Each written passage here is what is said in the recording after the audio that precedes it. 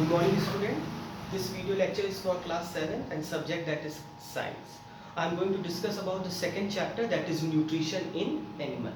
I want to tell you the first half of this chapter will be completed by Priya Singh ma'am and I am going to discuss about human digestive system.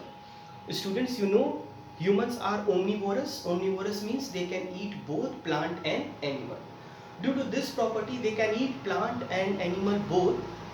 The humans have a very complex type of digestive system.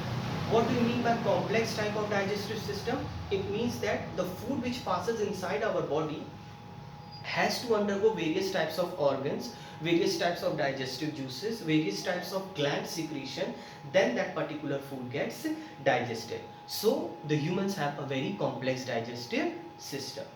The food which I said runs through a food canal which is known as alimentary canal. To know more about alimentary canal, let us discuss. Alimentary canal is also known as gastrointestinal tract or digestive tract. Remember this, the alimentary canal is also known as gastrointestinal tract and digestive tract. How can you define more about alimentary canal? It is the pathway by which food enters the body and solid wastes are expelled. The length of alimentary canal is 8 to 10 meter long. The main parts of alimentary canal are as follow. Remember students, you have to remember the sequence in the same order which I have written. How? Mouth, esophagus, stomach, small intestine, large intestine, rectum and anus.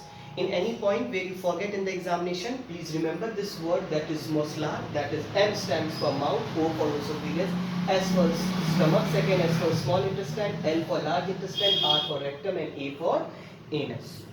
In our body, the digestion undergoes two types of process, that is the mechanical process and the chemical process. Mechanical process starts in the mouth. The mouth have a three major reasons, that is tongue, teeth and salivary gland. In humans, the salivary glands is having three pairs of gland. The second most important thing about mouth is the mouth where the first step of nutrition starts. That is the first step of nutrition is ingestion. So the process of ingestion starts in mouth. How can you explain ingestion? Ingestion is the process in which the intake of food inside our body is known as ingestion. In mouth, two major digestion processes are involved, that is chemical digestion and mechanical digestion. Mechanical digestion by chewing the food to increase the surface area of foods. Remember, mechanical digestion helps to increase the surface area of food by chewing it. In many books you can see that chewing is also written as mastication. So don't get confused, chewing and mastication are both same process. The last and the most important thing, food mixed with the saliva for chemical digestion. Now, where this saliva comes from? This saliva comes from salivary gland. It mixed with the food for chemical digestion.